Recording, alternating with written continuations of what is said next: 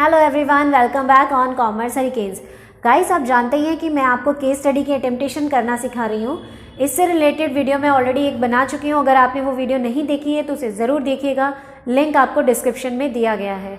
आज मैं आपको बताऊंगी कि लाइन कोड कैसे किया जाता है। कुछ केस स्टडीज़ होती है जिसमें बोला जाता है लाइन कोड करके आंसर्स दीजिए, तो वो लाइन कोडिंग कैसे करनी है, आंसर्स अटेम्प्ट कैसे करना है और उनकी मार्किंग स्कीम क्या होती है, इसके बारे में भी हम डिस्कस करेंगे। तो वीडियो को एंड तक ज़रूर देखिएगा क्योंकि आज की वीडियो बहुत इंटरेस्टिंग एंड यूजफुल होने वाली है।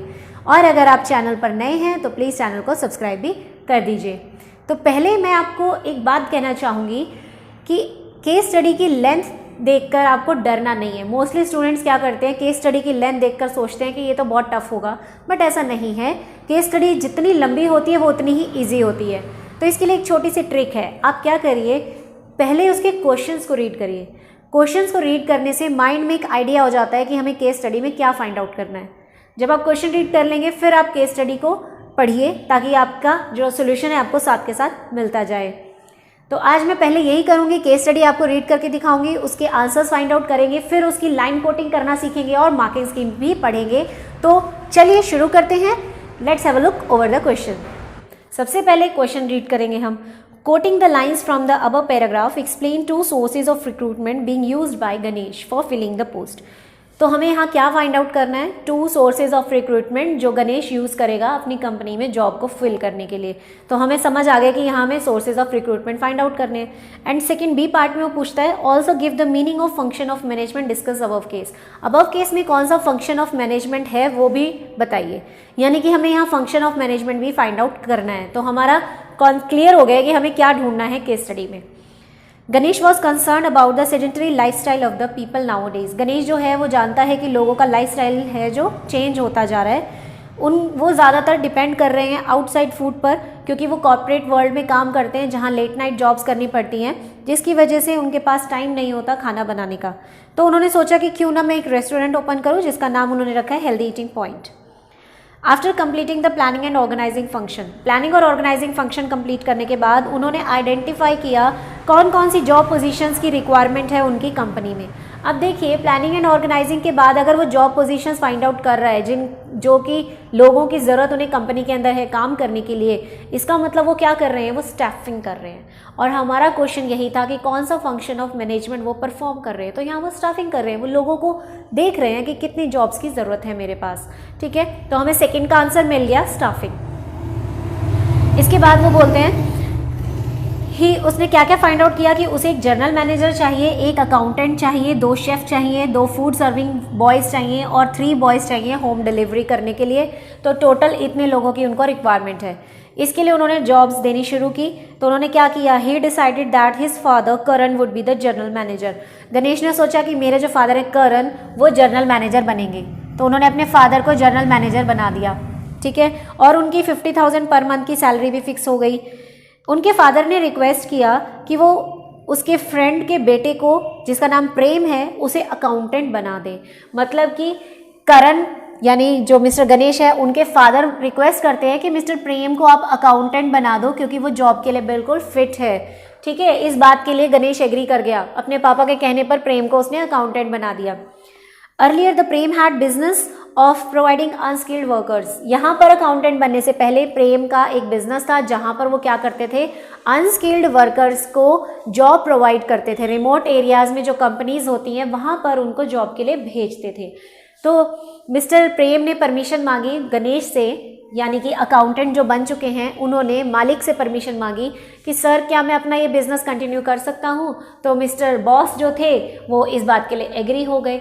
Now Ganesh happily agreed and ask him to provide 5 boys for serving and delivery the food. वो इस बात के लिए मान गए और कहने लगे कि तुम अपनी ही कंपनी से मुझे, मतलब जो आप स्किल्ड अनस्किल्ड लेबर को सप्लाई करते हो वहाँ से मुझे 2 और 3 टोटल 5 लोग प्रोवाइड करवा दो जो मेरा फूड सर्विंग और होम डिलीवरी का काम संभालेंगे। ठीक है, उसके बाद for the appointment of 2 chefs, 2 chef की अपॉइंटमेंट के लिए उसने क्या किया, गणेश ने अप्रोच किया एक होटल मैनेजमेंट इंस्टीट्यूट को। मतलब इस शेफ्स को अपॉइंट करने के लिए वो एक होटल मैनेजमेंट इंस्टीट्यूट में जाते हैं और वहाँ से लोगों को जॉब प्रोवाइड कर देते हैं। तो हमें sources of recruitment find out करने थे। मुझे तो यहाँ पर 3 सोर्स ऑफ रिक्रूटमेंट नज़र आ रहे हैं, बट क्वेश्चन में आपसे सिर्फ 2 ही पूछे गए हैं, तो आप कोई भी 2 लिख सकते हैं। ठीक है, अब अटेम्प्ट कैसे करना है, लुक आंसर ए आप अटेम्प्ट कर रहे हैं तो आप लिखेंगे 2 सोर्सेज ऑफ रिक्रूटमेंट। आपको 2 से ज़्यादा लिखने की ज़रूरत नहीं है क्योंकि ओवर अटेम्प्टेशन के मार्क्स तो है ही नहीं, तो हम अपना टाइम क्यों वेस्ट करें, ठीक है, ओवर अटेम्प्ट करने में।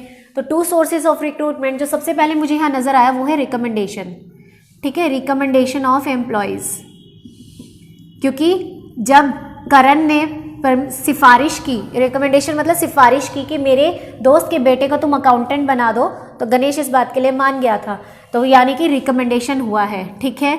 इसके बाद लाइन कोट करने के लिए बोला है, तो आपको लाइन भी कोट करनी पड़ेगी। कहाँ से आप वो वाली लाइन उठाइए जहाँ से आपको रिकमेंडेशन नज़र आया। तो हमें रिकमेंडेशन मिला था his father requested him to appoint his friend son, यहाँ से तो आप लिखेंगे his father requested him to appoint. अब आपको सारी लाइन लिखने की ज़रूरत नहीं है, आप स्टार्टिंग के 4 to 5 वर्ड्स लिखिए, उसके बाद डैश डैश करिए और लास्ट जहाँ वो लाइन ख़त्म हो रही है, सेंटेंस ख़त्म हो रहा है, वहाँ से 3 या 2 वर्ड्स आप लिखिए और काम खत्म, ठीक है। मैंने देखा है मोस्टली स्टूडेंट्स क्या करते हैं, पूरी पूरी लाइन लिखते हैं, don't waste your time in that, ठीक है। तो हमारी लाइन जो है वो एंड कहाँ हो रही है, क्वालिफाइड फॉर हिज पोस्ट, ठीक है।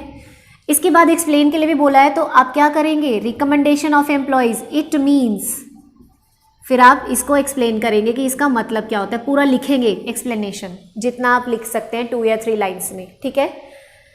उसके बाद सेकंड आपको अटेम्प्ट करना है। सेकंड अटेम्प्ट करने के लिए देखिए वो हम बाद में देखते हैं, पहले हम सीखेंगे इसकी marking scheme. Recommendation of employees जैसे ही आप लिखेंगे आपको हाफ मार्क मिल जाएगा। उसके बाद जब आप उसकी लाइन कोट करेंगे वहाँ पर भी आपको हाफ मार्क मिल जाएगा, और उसको आप एक्सप्लेन कर दोगे तब आपको हाफ मार्क और मिल जाएगा, तो टोटल 1.5 मार्क्स आप गेन कर जाओगे, ठीक है। अब अगर आप सिर्फ रिकमेंडेशन ऑफ एम्प्लॉयज़ लिखकर एक्सप्लेन कराते हो, लाइन कोट नहीं करते हो, तो लाइन कोट का नंबर आपको नहीं मिलेगा, ठीक है। अगर आप लाइन कोट भी कर देते हो और हेडिंग भी लिख देते हो मगर उसको एक्सप्लेन नहीं करते हो तो आपको एक्सप्लेनेशन का नंबर नहीं मिलेगा। सिंपल, जितना आप अटेम्प्ट करोगे आपको उतना ही मार्क मिलेगा। अब कई बार स्टूडेंट्स क्या पूछते हैं कि मैम अगर हम सिंपल लाइन कोट कराएं और ये रिकमेंडेशन भी ना लिखें और उसका एक्सप्लेन भी ना करें, तब क्या हमें लाइन कोट का मार्क मिलेगा? तो no my dear students, line quote का मार्क ऐसे नहीं मिलता। अगर आप लाइन कोट के साथ उसको हेडिंग मेंशन नहीं करोगे तो आपको नंबर नहीं मिलेगा, ठीक है। फिर आप ये समझो कि आपको ये हाफ भी नहीं मिलेगा। अब नेक्स्ट आता है हमारा, नेक्स्ट यहाँ हमें क्या नज़र आया, नेक्स्ट जो हमें यहाँ नज़र आया वो है लेबर कॉन्ट्रैक्टर। लेबर कॉन्ट्रैक्टर क्यों है? क्योंकि वो जो पर्सन है मिस्टर प्रेम, वो अपनी कंपनी से अनस्किल्ड लोगों को जॉब प्रोवाइड करवाते हैं। तो लेबर कॉन्ट्रैक्टर वही होता है जो अनस्किल्ड जॉब देता है, ठीक है। तो आपको लेबर कॉन्ट्रैक्टर करके आप इस तरीके से डबल कॉलम बनाएंगे और उसके बाद उसके अंदर लाइन कोट करेंगे। तो हमें कहाँ से मिला? Earlier Prem had a business, यहाँ से हमें मिला था earlier Prem had a business, ठीक है।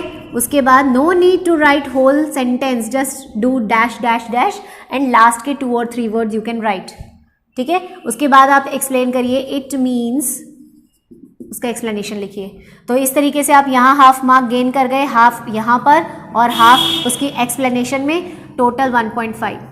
तो 4 में से 3 मार्क्स आपको यहाँ पर मिल जाएंगे, ठीक है। उसके बाद बी पार्ट आप अटेम्प्ट कीजिए। बी पार्ट में उसने सिंपल बोला है give the meaning of function of management identify the case. तो हमें यहाँ कौन सा फंक्शन नज़र आया था? हमें यहाँ स्टाफिंग नज़र आया था, तो आप स्टाफिंग लिखिए और उसका मीनिंग भी दीजिए, ठीक है। तो यहाँ पर भी आप 1 मार्क गेन कर जाएंगे। इस तरीके से ये 4 मार्क्स की डिवीजन होती है। आई होप आपको समझ आ गया है कि लाइन कोट कैसे करना चाहिए और उसके मार्क्स कैसे होते हैं। अगर आपको वीडियो पसंद आई है तो प्लीज़ वीडियो को लाइक ज़रूर कीजिएगा, शेयर कीजिएगा ज़्यादा से ज़्यादा, ताकि ये जो वीडियो है ये लोगों के नॉलेज को इंक्रीज़ करे। So thank you and have a nice day.